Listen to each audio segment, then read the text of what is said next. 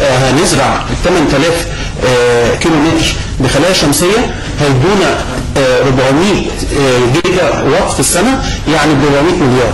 حضرتك لو ضربت ال 400 مليار في 6 جنيه وقسمتهم على 100 مليون مصري، حضرتك تقدر تتخيل نصيب كل فرد مصري قد ايه. طب حضرتك اتكلمت دلوقتي على الطاقه وهتجيب دخل قد ايه؟ ال 8 او 5 ل 7 مليون فدان قمح هيجيبوا دخل لمصر، قمح او ذره او غيره، غير ان هم هيوفروا عليك بقى استيرادهم كمان، غير ان انت هتصدر، غير الشباب العماله البطاله كلها انت هتقضي عليها. ده انت ساعتها هتبقى الثروه سكانيه. ده غير كده هيبقى توطين بقى، مشروع قومي اعاده توزيع. هي فعلا جنه، لان كمان عايز توفر فرص عمل، هتوفر اكل، عايز اقول مواد غذائيه، طاقه، ده شيء رائع جدا. صناعات مغذيه. تقدم المشروع ده لمين؟ رئاسه الوزراء ايام الدكتور عصام شرف، ودلوقتي الدكتور جنزوري قدمت له المشروع ده. الايام دي في طبعا ناس بتقدمه وبترتب لقاء بينه وبينه عشان لان فعلا بالمشروع ده احنا كمواطنين مصريين. حضرتك سجلته؟ خد رقم في رئاسه الوزراء. انا عايز اقول لحضرتك بالمشروع ده احنا كمواطنين مصريين عامه، يعني سواء بعيد عن ان احنا مسؤولين او لا، احنا عايزين مشروع نؤمن بيه ونؤمن فعلا بتحقيقه ان هو وليه مستقبل لينا ولولادنا. اذا لقينا المشروع ده وامنا ان فعلا المشروع ده موجود، ساعتها كلنا هنتجه. يعني انت حضرتك معاك مع الدكتور جنزوري لغايه دلوقتي في مرحله ان شاء الله الاسبوع الجاي نجتمع مع بعض ان شاء الله بعد يعني يوم الاثنين ان شاء الله في لقاء مع وزير الماليه والاسبوع الجاي ان شاء الله مع الدكتور محمد ولوش. يمكن في جزئيه يمكن حضرتك لم تذكرها، ولكن انا عقبت عليها ان في اليوم اللي حضرتك ذكرت فيه هذا المشروع كان في خبر في جريده الاخبار عن الاسطول الاخضر العظيم اللي عاملاها امريكا وعامله بيه منوره، بس اللي بتستخدم الطاقه نظيفه. لا، الطاقه اللي هي النباتيه، الطاقه حضرتك قلت ان في نبات معين بالظبط ده ممكن يطلع منه. ده جزء بقى من مشروع في جنوب مصر. احنا هناخد من ميه المنخفض الميه المالحه، مش ميه عذبه. هنروي بيها كل الاراضي الجنوبيه بتاعت الصحراء الغربيه دي بالكامل. انا هستفاد ان انا ثبت التربه بتاعتي ناحيه الواحات مثلا جديد لغايه السودان. انا ثبت التربه بتاعتي بدل الرمال المتحركه تحت الرمال العظيمه. تحت التربه دي في ارض خصبه جدا، لان كان نهر النيل قديمه وكانت المنطقه دي غابات مطيره. كمان انا ازود البخر، معدل البخر.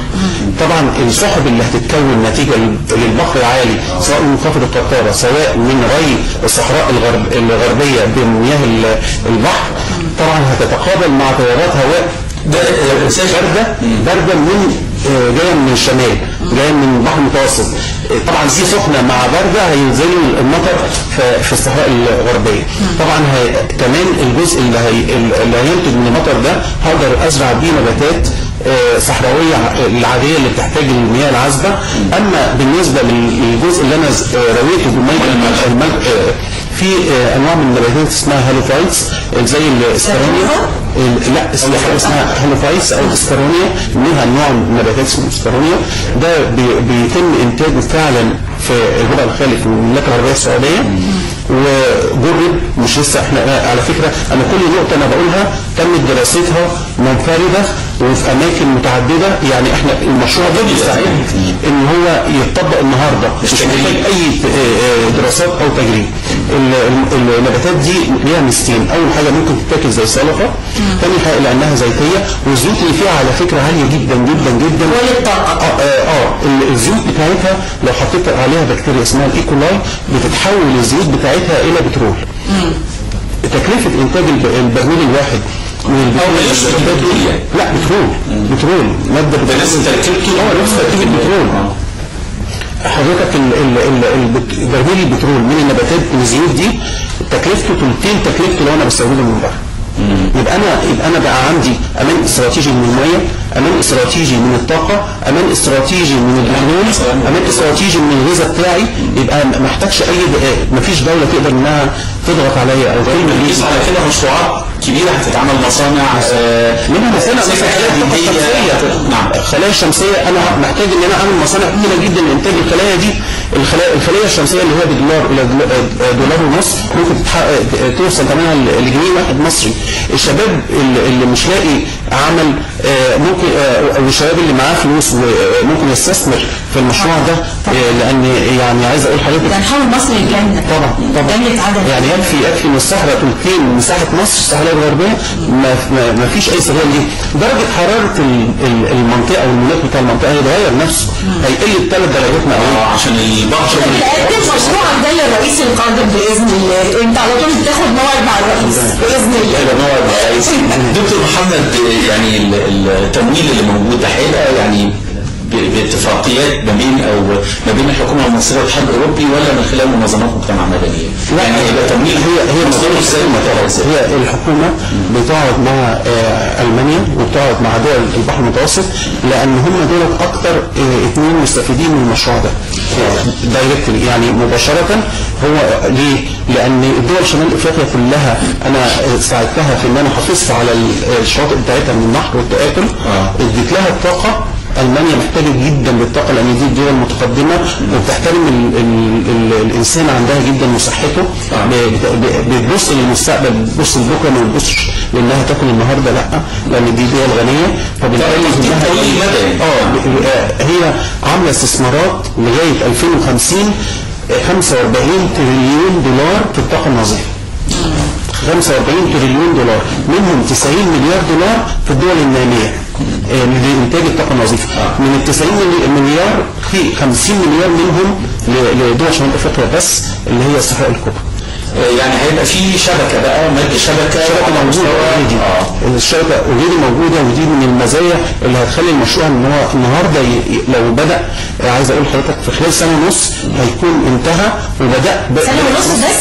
بالنسبه يعني هو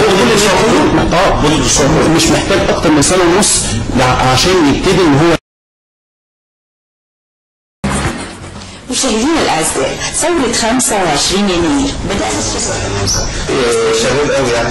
لا زي ما بيقولوا ايه، بيضرب عصفورين بحجر. هنا عايز اقول 5 عصافير. القطار القديم هو يعتبر اول خطوه في المشروع ده. هتستخدمها في حراره لتبخير الميه، لان حاول اختصر الموضوع بارتفاع 60 متر، وسبته بالمتوسط هيعلى منسوبه لمتر كمان، والنقطه اللي جايه وازاله الجليد اللي موجود بالظبط، وبالتالي ترتفع منسوبه بالظبط. نحط فيه الجزء الاسود ده هو ده هنا هنحط السخانات الشمسيه بتاعتنا، السخانات البالونيه، ومن الجناب هنا القناتين الهضيفه بالميه المالحه، هقدر ازرع بيها من خام نظيفه. دي كل 20 كيلو متر مربع بيدوني. مصر دي موجوده عندنا طبعا، كنا صدرناها. بص حضرتك الصوره دي يبقى احنا من الدول المهمه دي فكره الخليه الشمسيه حتى الان من دولار الى دولار ونص على مليون فدان قمح هيجيبوا داخل مصر، قمح او ذره او غيره. اعاده توزيع. هي فعلا جنه دلوقتي. الدكتور جنزوري قدمت له المشروع ده. اذا لقينا المشروع ده وامنا ان فعلا المشروع ده موجود، ساعتها كلنا وزير الماليه والطاقه حضرتك قلت ان في نبات معين بالظبط، طبعا هتتقابل مع تيارات هواء بتاعتها. لو حطيت عليها بكتيريا اسمها الايكولاي بتتحول للزيادة الغربية، ما فيش اي سبب ليه. درجة حرارة باذن الله انت على طول بتاخد موعد مع الرئيس باذن الله. بتبص للمستقبل، بتبص لبكره، ما بتبصش لانها دي من المزايا اللي هتخلي المشروع ان هو النهارده بالنسبه يعني هو مش محتاج اكتر من سنه تتحمله الحكومه الالمانيه بالكامل من آلاف من 5 ل 10 دول في العالم. المشروع تقليديه بالظبط. وبعدين كل شيء في حضرتك ثواني يطلع على الشاشه حضرتك اتفضل. يعني هنشوف فيه كل حاجه يعني عشان كده حضرتك انت مش محتاج ان انت تقعد تدرس لسه، لان ده اكتر دوله في العالم مهتميه بالمشروع القديم. واخد بالك؟ مصالح مشتركه هنا تتقابل او تتلاقى، وبالتالي هم شباب قوي يعني. لا القطار القديم هو بارتفاع 60 متر عندنا طبعا كنا صدرناها. بص حضرتك الصوره دي والهند مش الدكتور جنزوري قدمت له المشروع ده. الايام دي حضرتك اتفضل. يعني في لان ده اكتر دوله في العالم مهتميه بالمشروع القديم، ان احنا نحافظ على صحه الانسان المصري. السياحي لهذا المشروع طبعا من ضمن